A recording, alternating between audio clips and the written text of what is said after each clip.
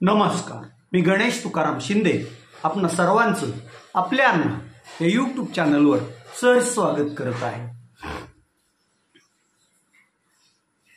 14 April रोजी महामानव Bodhisattva doctor Babasaheb Ambedkar यांची जयंती साजरी झाली। इकडं शहरातील बहुजन योद्धा संघटना बाबासाहेब आंबेडकरांची 134वी जयंती उद्या म्हणजे 27 एप्रिलला साजरी करत आहे। दुपारी 3 वाजल्यापासून बहुजन योद्धा संघटनेच्या डॉक्टर बाबासाहेब आंबेडकर जयंती उत्सवास प्रारंभ होणार आहे। या संदर्भात काल बहुजन योद्धा संघटनेच्या वतीने एक पत्रकार परिषद घेण्यात आली। या पत्रकार परिषदेला संबोधित करताना या संघटनेचे सर्व असलेले धनंजय शिंगाडे यांनी आपली जयंती इतर जयंत्यांपेक्षा आगळीवेगळी कशी आहे यावर ही माहिती देत ठासून सर्वांना आपली जयंती आगळीवेगळी कशी आहे हे पटवून देण्याचा प्रयत्न केला। या जयंतीच्या निमित्तानं शहर आणि जिल्ह्यातील समाजासाठी झटलेले समाजाचा उद्धार करण्यासाठी अतोनात प्रयत्न केलेल्या 11 जणांना समाजरत्न पुरस्कार देऊन बहुजन योद्धा संघटना उद्या त्यांचा गौरव करणार आहे। त्याचबरोबर ज्येष्ठ नागरिक यांचाही यथोचित सन्मान संघटनेतर्फे करण्यात येणार आहे। नुसत्या जयंत्या साजऱ्या करणं किंवा समाजातील महापुरुषाचे गुणगान करणं एवढाच उद्देश बहुजन योद्धा संघटनेचा नसल्याचं स्पष्ट करत धनंजय शिंगाडे यांनी शासनाच्या युवकांसाठी ज्या ज्या काही योजना आहेत त्या योजनांचं माहिती थेट त्या युवकांना व्हावी, त्यांना त्याचा लाभ व्हावा यासाठी उद्या शासनाची जे काही कार्यालय आहेत आणि त्या कार्यालयातून युवकांना रोजगारासाठी उद्योगासाठी मदत केली जाते त्या विभागाची उद्या स्टॉल पण या जयंती समारोहाच्या ठिकाणी असणार असल्याची माहिती त्यांनी दिली। उद्याच्या जयंतीच्या ह्याच्यात अहिल्यादेवी होळकर यांची 300वी ही पण आहे।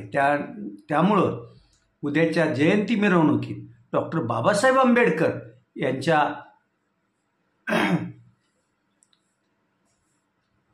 मूर्तीबरोबरच अहिल्याबाई होळकर यांच्याही मूर्तीचं उद्या मिरवणुकीत सामील असणार आहे।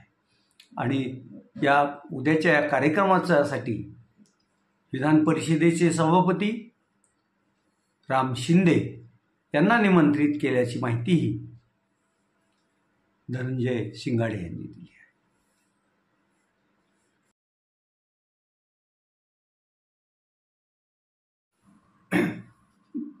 दिवसेंदिवस निसर्गाची स्थिती बदलत आहे, त्यामुळं यावर्षी फार मोठा पाऊस पडू नये। आता एप्रिल अखेर सगळीकडं पाणी टंचाई जाणवू लागल्याचे दिसत आहे। पुढील काळातही अशी स्थिती असणार ही काही नाकारता येत नाही। त्यामुळं मग हे अशी परिस्थिती निर्माण होऊ नये यासाठी महाराष्ट्र शासनाचा कृषी विभाग आणि महसूल विभाग यांच्या संयुक्त विद्यमाने जिल्ह्यात जलतारा प्रकल्प राबविण्याचं ठरवण्यात आलं आहे। आणि यासाठी दस्तूरखुद जिल्हाधिकारी कीर्तिकिरण पुजार यांनीच कंबर कसली आहे। जिल्ह्यात सर्वत्र जलताराचं कार्यक्रम हिरिरीनं राबवावे यासाठी शेतकऱ्यांनी पुढे यावं। शेतकऱ्यांना पुढे येण्यासाठी कृषी विभागानं जनजागृती करावी आदी साठी ते प्रयत्न करत आहेत। एकट्या कळंब तालुक्यात जलताराचे 1,00,000 82,000 जलतारा हे करण्याचं उद्दिष्ट ठरवण्यात आलं आहे. जलतारा म्हणजे काय तर आपल्या शेतात जिथं खोलगट भाग म्हणजे एकदम खोलगट असा भाग आहे, जिथं पाण्याचा निचरा होत नाही असं ही आहे, तिथं एक शोच खड्डा तयार करायचा आणि हा शोच खड्ड्यात मग वर्षभर पडणारं पावसाचं पाणी त्यात साचलं जाईल. त्यामुळं पाणी जमिनीत मुरल आणि जमिनीतील पाणी पातळीत वाढ होईल अशी संकल्पना आहे. यासाठी शेतकऱ्यांनी कृषी विभागाकडून नोंदणी करावी असं आवाहन करण्यात आलं असून यासाठी जो लागणारा खर्च आहे तो मनरेगामधून काम करून तो भागवला जाणार असल्याची माहिती देते. त्यामुळं लोकांनी मोठ्या संख्येनं जलतारा याच्यात सहभागी व्हावं असं आवाहन महसूल विभाग केलं आहे. मात्र काही वर्षापूर्वी जिल्ह्यात कोल्हापुरी बंधाऱ्यांचं फॅड आणि संपूर्ण राज्यात सर्वाधिक कोल्हापुरी बंधारे असलेला जिल्हा म्हणून जिल्ह्याचं नावलौकिक पण झालं होतं.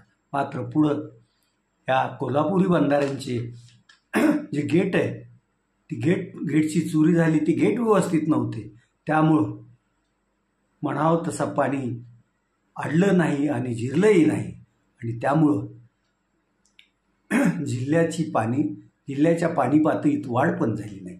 तसं जलताराचं होऊ नये एवढीच माफक अपेक्षा आपण आपल्यांना तुर्तास एवढंच. आपण आपल्यांना हे यूट्यूब चॅनल सबस्क्राईब करा, लाईक करा आणि कमेंट्स पण नोंदवा. धन्यवाद.